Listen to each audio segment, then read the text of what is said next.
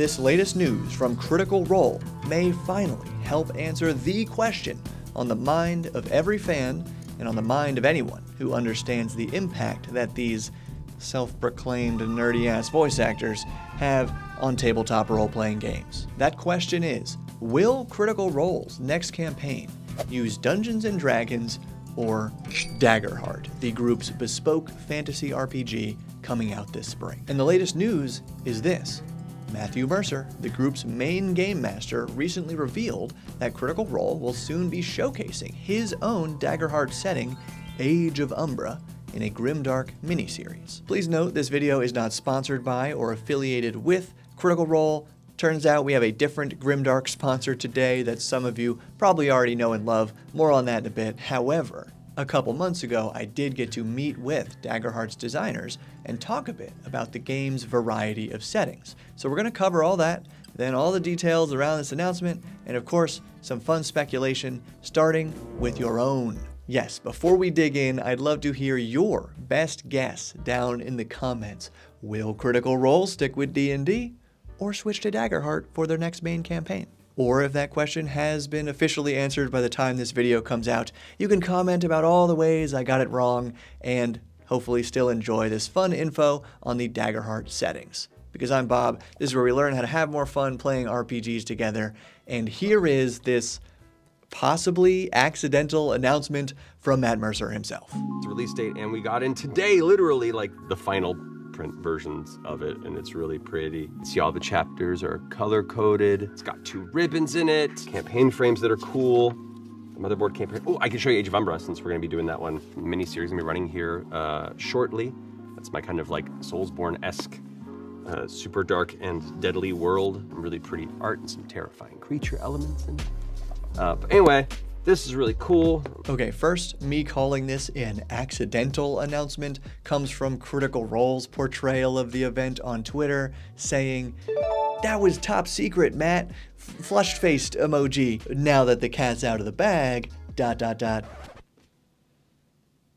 But I don't think Critical Role does anything by accident. They are actors, they are smart people, and I think this 1-minute clip of Pajama Matt's apparently impromptu flip-through of Daggerheart came from a longer video for their subscribers on their private platform, Beacon. And if that's the case, then the tweet is what let the cat out of the bag. But anyway, the caption continues, "Here's a sneak peek of the hashtag Daggerheart core book. It's filled to the brim with content including campaign frames, like Age of Umbra. Age of Umbra is a grimdark fantasy setting and the setting for our next Daggerheart miniseries," with a link to pre-order the game.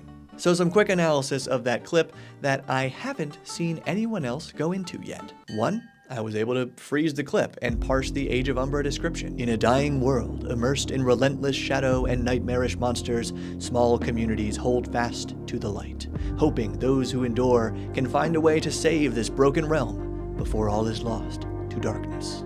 Cool.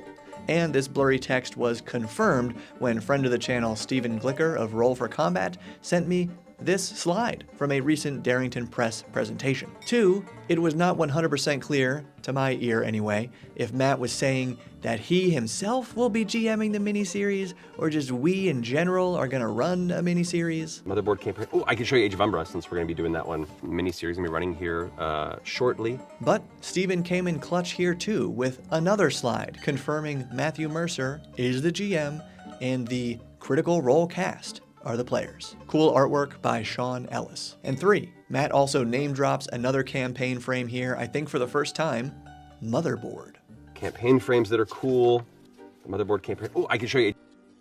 Motherboard campaign. Oh. Sounds like a fun cyberpunk setting. And part of me thinks Critical Role fans might like that better than GRIMDARK, since everybody loves Sam Riegel's over-the-top hacker bits for their NordVPN sponsor segments. I need my friends at NordVPN.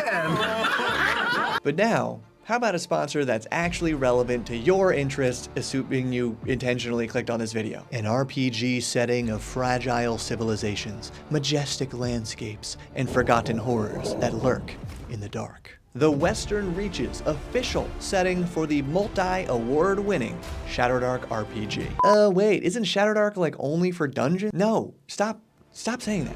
This is big.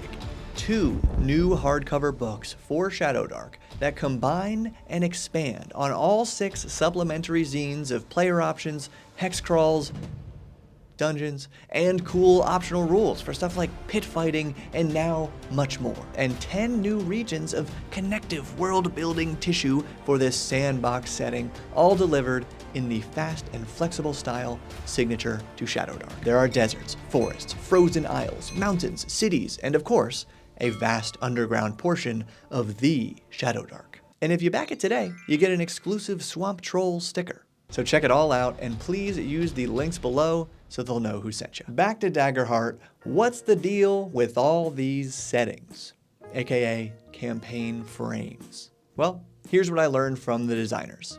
We have a whole chapter that are essentially campaign structure for you to use. Cool. We have one called the Witherwild, which is sort of a more traditional fantasy, and then we have the one that we're presenting today on the panel, which is Beast Feast, which is very inspired by Delicious in Dungeon. Yeah, later that day I went to their Beast Feast panel where Matt Mercer briefly revealed the first ever info about Age of Umbra, which was actually more detailed than the recent announcement, so we'll dial back into that momentarily. But my full discussion with the designers, answering many other viewer-submitted Daggerheart questions, is linked below. And as for the settings, they said there were about 6 campaign frames in the Daggerheart core book. With varying degrees of detail, they talked about Witherwild for traditional fantasy, Beast Feast for that anime monster cooking, and Colossus of the Drylands, which they summarized as a combo of Shadow of the Colossus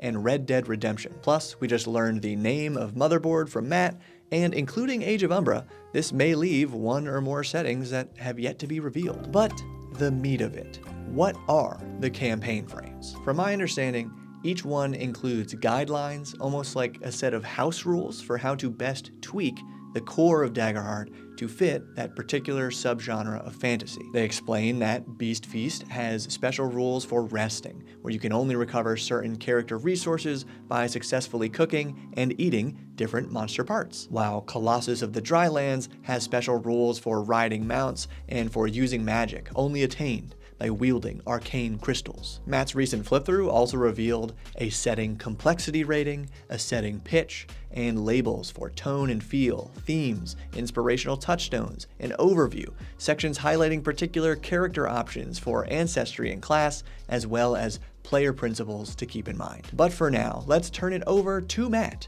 for more on Age of Umbra. Mind the ketchup and mustard bottles from the Beast Feast panel. It's a very, very kind of Soulsborne, dark, challenging. Our Menagerie game was very silly and very fun and very kind of just flexing and going over the top with our characters.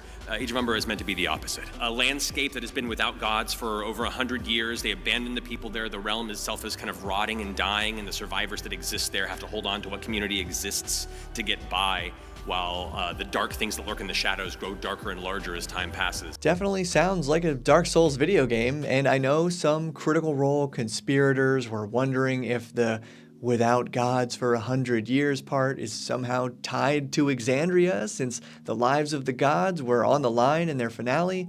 But as for the mechanics of Umbra, Matt said this. Like in the Age of Umbra, whenever you take a downtime activity, there are threats and dangers whenever you rest that might give the GM more fear. You might actually be attacked before you finish resting. And so there's mechanics in that frame to help set that sort of theme of no place is really safe. There are things lurking out there, and there is, long-standing corruption beyond just damage that exists in this space. So to many of us, the idea of being attacked during a rest is not super novel, but I am impressed by that final tidbit. Long-standing corruption beyond just damage, reminiscent of Dungeon Crawl Classics' magical corruption, or even straight up regular corruption in Deathbringer by Professor DM. Speaking of which, I can't believe he didn't make a video about this already. Maybe he did by the time you're seeing this, because GRIMDARK is his whole thing. So Professor, if you're watching, you'll probably get more views talking about this than I will. Now, cutting back to the big question, D&D versus Daggerheart, and how this news may factor into what Critical Role is planning for Campaign 4. My initial impression about all this is twofold.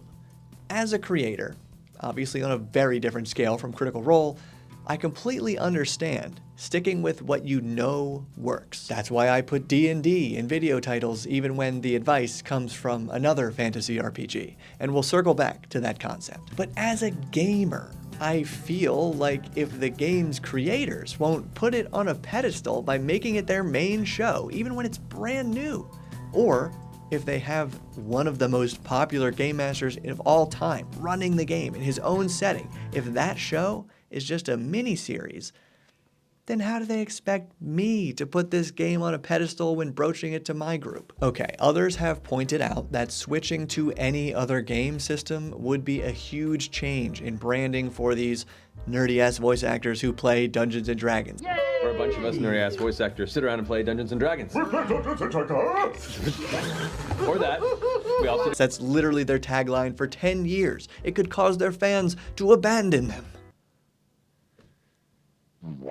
But no, I don't buy that for a second. I think people discovered Critical Role due to interest in D&D, but back when I was a devout follower of Campaign 1, no lie, I would often skip right over the D&D combat because they were just 2-hour blocks of rules talk where everybody came out unscathed almost every time. I watched Critical Role because 1, I had the time, and 2, because the cast is funny and charming and highly talented group of improvisational storytellers. Proof of concept, the world's second most popular RPG group, Dimension 20, started with D&D, but has gone on to play several different RPGs, usually rules-light systems that stay out of the way and at best enhance the tone or the setting of the show. Prime example, Never Stop Blowing Up used a custom-made 4-page RPG rule set for 80s B-movie action, and the audience loved it. So if anything, I feel like Critical Role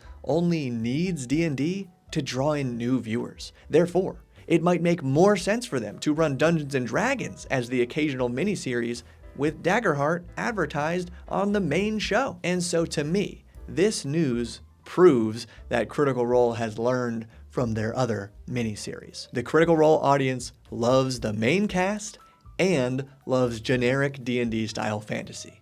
When they change the main cast, not as many people watch. When they change the genre, not as many people watch. Even their introductory Daggerheart miniseries of over-the-top, anything-goes fantasy menagerie, it was apparently too much for the main audience. So, even if Matt is running his own setting for the main cast, but it's Grimdark, yes, that should probably be limited to a miniseries, at least until it's proven to attract a larger audience. But as long as Critical Role sticks with the main cast, and they stick with the general fantasy style of campaigns 1 and 2, which were their most popular, then I think running their main campaign with Daggerheart would do just as well. And I hope they do, because it would nudge thousands or possibly hundreds of thousands of people to just try playing another RPG and then realize, whoa, it's actually quite easy to learn and play other games. Remember to give this video a like, drop a comment, maybe check out this awesome video on your screen, and consider joining my Patreon for exclusive ramblings about this sort of news. Thank you, and keep building.